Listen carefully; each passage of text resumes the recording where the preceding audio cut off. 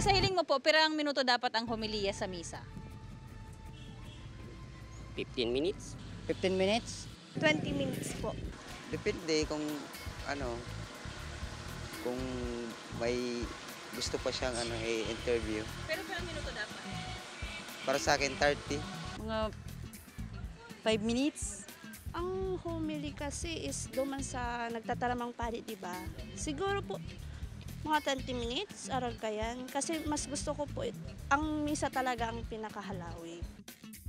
Sir, gurano dapat kahaloy ang homily? Siguro mga ano lang, mga 10 to 15 minutes. Pwede ring 10 minutes, ganun. Pero depende na rin kasi sa pade. Ma'am, gurano dapat kahaloy ang homily? 1 minute lang po.